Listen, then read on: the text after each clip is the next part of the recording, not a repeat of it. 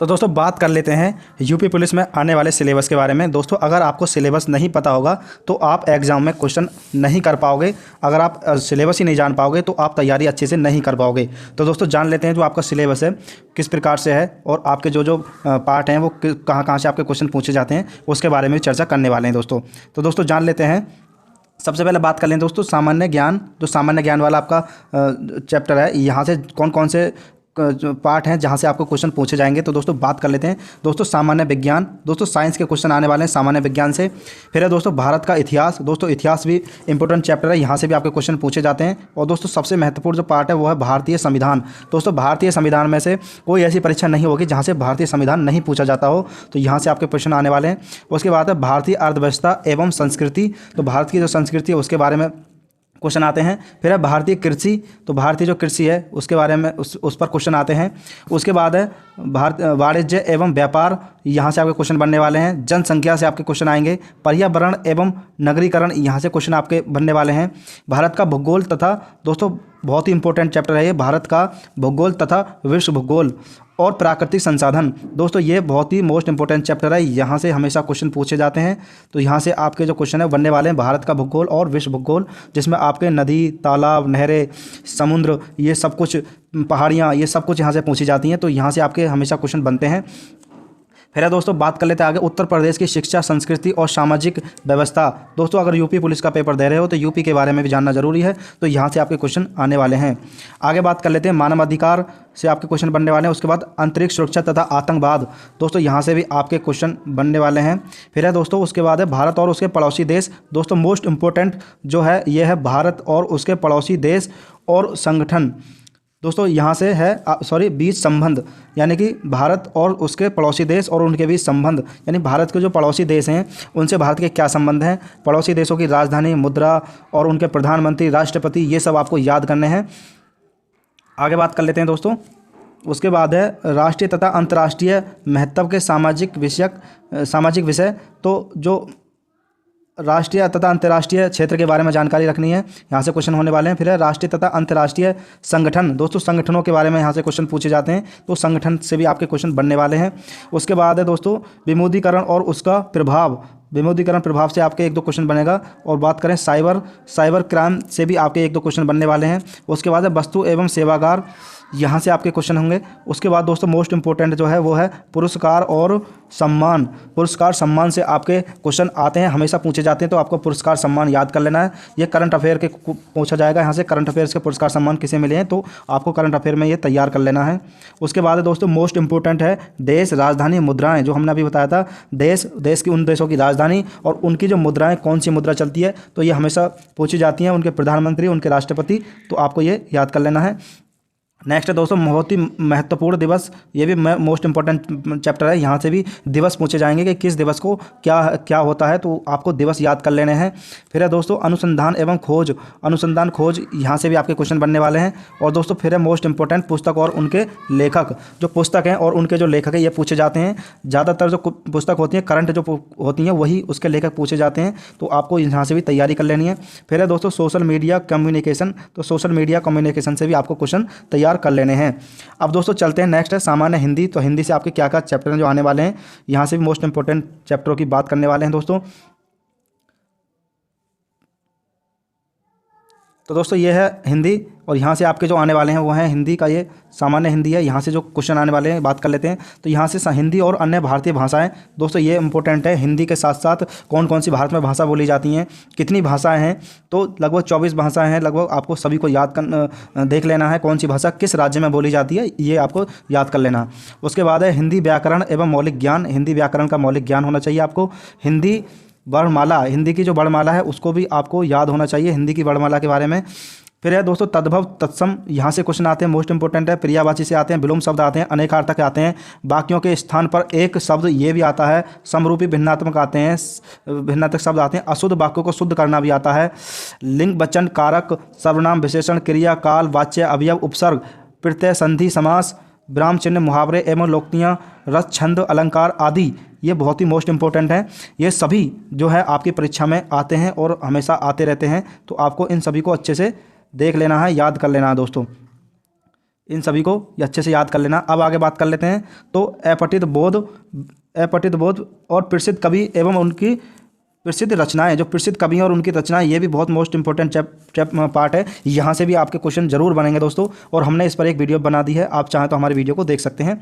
फिर है दोस्तों हिंदी भाषा में पुरस्कार, ये भी दोस्तों मोस्ट इंपॉर्टेंट है कि हिंदी भाषा में जो पुरस्कार दिए गए हैं किसे दिए गए हैं, और ये करंट का ही आने वाला है। हमने इसको भी अपने जो ये कवि वाला लेखक कवि वाला जो वीडियो बनाई उसमें हमने पुरस्कारों के लिए भी बताया गया है, तो आप चाहें तो इसे देख सकते हैं। और भी आपको अलग से पुरस्कारों को याद कर लेना है, यहाँ से भी क्वेश्चन आपके बनने वाले हैं। अब दोस्तों नेक्स्ट बात करते हैं मैथ, जो आपका मैथ है सिलेबस, मैथ के सिलेबस के बारे में बात कर लें दोस्तों। ये है आपका मैथ का सिलेबस, जिसे देखकर आपको डर लगता है, तो ये मैथ वाला सिलेबस है। तो मैथ वाला सिलेबस है, यहाँ से जो क्वेश्चन आने वाले हैं उसको देख लेते हैं।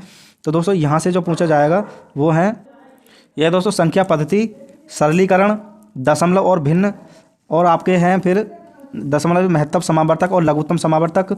उसके बाद है दोस्तों अनुपात और समानुपात। यहाँ से आपको एक एक दो क्वेश्चन देखने को मिलने वाला है। और उसके बाद बात करते हैं दोस्तों सबसे मोस्ट इंपॉर्टेंट है प्रतिशत, यहाँ से आपके क्वेश्चन आएंगे। फिर उसके बाद है लाभ और हानि, उसके बाद है छूट, उसके बाद है साधारण ब्याज और चक्रवर्ती ब्याज। दोस्तों आप जानते हैं साधारण ब्याज चक्रवर्ती ब्याज से हमेशा प्रश्न आते हैं, प्रतिशत लाभ हानि से हमेशा क्वेश्चन आते हैं। और दोस्तों उसके बाद है औसत से आपके क्वेश्चन आएंगे, समय और कार्य से आपके क्वेश्चन आएंगे, उसके बाद है समय और दूरी से आपके क्वेश्चन आएंगे।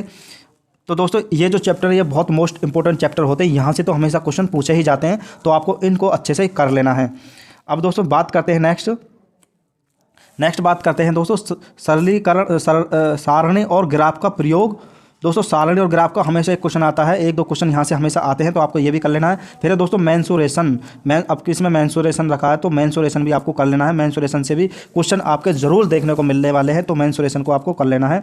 फिर है दोस्तों अंगणितीय संगणना एवं अन्य विश्लेषणात्मक कार्य, यहाँ से भी आपको एक दो क्वेश्चन देखने को मिल जाएगा, तो यहाँ से आपको देख लेना है। और दोस्तों फिर विविध आप जानते हैं आपके जो बुक होगी उसके लास्ट में विविध होता है, तो उसी प्रकार से इसमें विविध से भी एक दो क्वेश्चन यहाँ से आने वाला है। अब दोस्तों बात कर लेते हैं आगे दोस्तों, तो ये आगे है, ये भी मैथ का ही भाग है।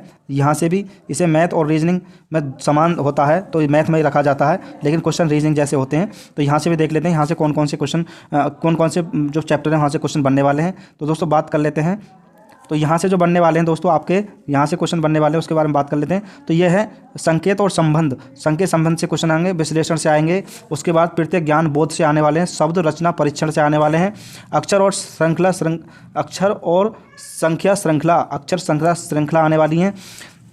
उसके बाद दोस्तों शब्द और वर्णमाला में आंशिक समरूपता, यहाँ से भी क्वेश्चन बनेंगे। उसके बाद व्यवहारिक ज्ञान परीक्षण से क्वेश्चन बनने वाले हैं। फिर है दोस्तों दिशा ज्ञान परीक्षण से क्वेश्चन बनेगा। उसके बाद है दोस्तों आंकड़ों का तार्किक विश्लेषण से आपके क्वेश्चन बनेंगे। उसके बाद प्रभावी तर्क और अंतर्निहित भावों का विनिश्चय करना, तो यहाँ से आपके क्वेश्चन बनने वाले हैं। यहाँ से आपके पूरे 5-6 क्वेश्चन आपको देखने को मिलने वाले इस भाग से भी, तो आपको इन्हें भी एक बार देख लेना है, ज़्यादा कठिन नहीं होते नहीं हैं, तो आराम से इन्हें आप कर सकते हैं। अब दोस्तों नेक्स्ट बात करते हैं, आपका जो नेक्स्ट है वो है दोस्तों रीजनिंग। तो रीजनिंग से जो क्वेश्चन आने वाले हैं उसके बारे में बात कर लेते हैं। तो जो रीजनिंग चैप्टर है दोस्तों, यहाँ से क्वेश्चन आपके हमेशा बनते हैं, तो इसके बारे में बात कर लेते हैं। जो रीजनिंग से कौन कौन से क्वेश्चन बनते हैं, तो दोस्तों रीजनिंग से बनने वाले जो क्वेश्चन है वो हैं आपके बाद निम्नलिखित के प्रति दृष्टिकोण, यहाँ से क्वेश्चन बनेंगे। जनहित, कानून एवं शांति व्यवस्था, यहाँ से क्वेश्चन बनेंगे आपके। सांप्रदायिक सद्भाव, यहाँ से क्वेश्चन बनेंगे। अपराध नियंत्रण, यहाँ से क्वेश्चन बनने वाले हैं। विधि का शासन, यहाँ से क्वेश्चन बनेंगे। अनुकूलन की क्षमता, यहाँ से क्वेश्चन बनेंगे।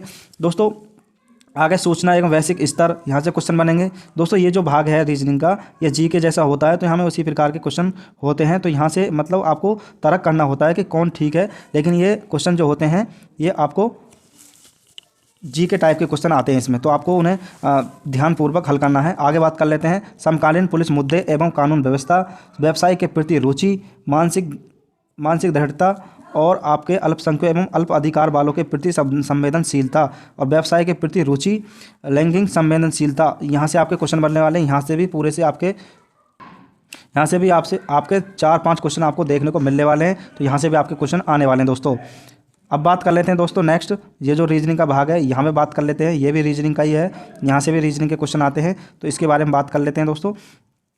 तो यहाँ से क्वेश्चन आएंगे, इसके बारे में बात कर लेते हैं। तो ये दोस्तों बुद्धि लब्धि है, यहाँ से जो आपके बुद्धि का उसका ज्ञान करना है, यहाँ से बुद्धि के अनुसार आपको आंसर देना है। तो इसमें संबंध एवं आंशिक समानता ये आने वाले हैं। उसके बाद है आपके असमान और असमान को चिन्हित करना, जो गलत है उसको देखना कौन सा गलत है, यानी कि आपको असमान होगा, 3 समान होंगे और 1 असमान होगा, उसे देखना होगा। उसके बाद श्रृंखला पूरी करने का परीक्षण, यानी जो श्रृंखला होगी उसमें आपको अंक दिए होंगे, अंक उसमें से गायब होगा, 1 नहीं होगा तो उसको पूरा करना होगा। फिर है संकेत लिपि और सांकेतिक लिपि, सांकेतिक भाषा बोलेगा आपको, उसमें संकेत निकालना है। फिर है दिशा का ज्ञान परीक्षण होना। फिर है रक्त संबंधित यानी कि नाते रिश्ते वाले क्वेश्चन होते हैं। फिर है वर्णमाला पर आधारित प्रश्न, आपकी जो वर्णमाला होगी वहाँ से उस पर आधारित क्वेश्चन होने वाले हैं। फिर है समय क्रम परीक्षण, समय क्रम परीक्षण से आने वाले हैं।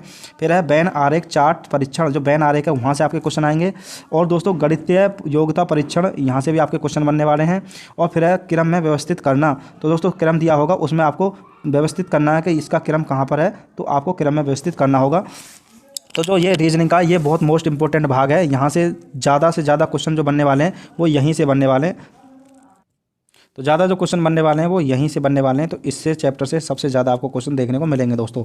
अब दोस्तों नेक्स्ट बात कर लेते हैं, ये भी नीचे रीजनिंग का ही भाग है, तार्किक क्षमता वाला। तो यहाँ से भी बात कर लेते हैं, यहाँ जो चैप्टर आने वाले हैं वो वहाँ से कौन कौन से चैप्टर जो आने वाले हैं, तो यहाँ से बात कर लेते हैं दोस्तों। तो जैसा कि आपको समरूपता से क्वेश्चन आएंगे, समरूपता, समानता, भिन्नता, खाली स्थान भरना, ये आएंगे आपके। समस्या को सुलझाना, विश्लेषण, निर्णय, निर्णायक क्षमता, दृश्य स्मृति और जी अभिवेदन क्षमता। उसके बाद दोस्तों अभिवेदन क्षमता, पर्यवेक्षण, संबंध, अवधारणा, उसके बाद है अवधारणा, और उसके बाद है अंगणितीय तर्क, उसके बाद है अवधारणा और आकृति वर्गीकरण, उसके बाद है फिर है दोस्तों अंगणितीय संख्या में श्रृंखला, उसके बाद है दोस्तों विचार एवं प्रतीकों तथा उनके संबंधों का सामंजस्य की क्षमता। तो यहाँ से भी आपके क्वेश्चन, काफ़ी क्वेश्चन यहाँ से भी देखने वाले मिलेंगे आपको, क्योंकि ये भी अच्छा इस रीजनिंग का जो भाग है, चैप्टर है, ये भी अच्छे हैं। यहाँ से भी आपको काफ़ी ज़्यादा क्वेश्चन मिलने वाले हैं दोस्तों। आगे बात कर लेते हैं।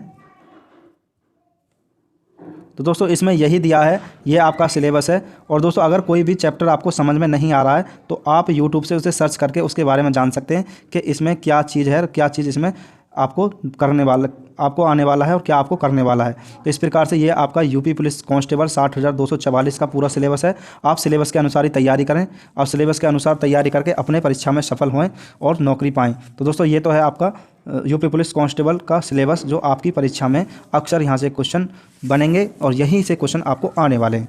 आपको तैयारी करनी है, अच्छी तैयारी करनी है। तो इस वीडियो में इतना ही। थैंक यू, धन्यवाद दोस्तों।